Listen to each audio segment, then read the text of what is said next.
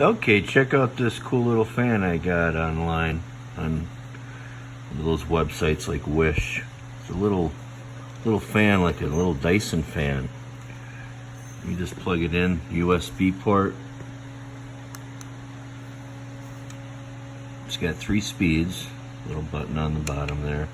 It's got a light, cool. Then hold the bottom button. It shoots out a little mist. It's got a little reservoir filled with water. Nice cold water. You can put a little dry ice in there and probably get it ice cold.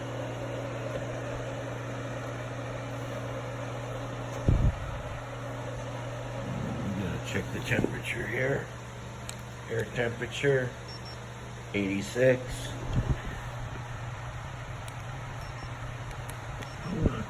10 degrees, cool.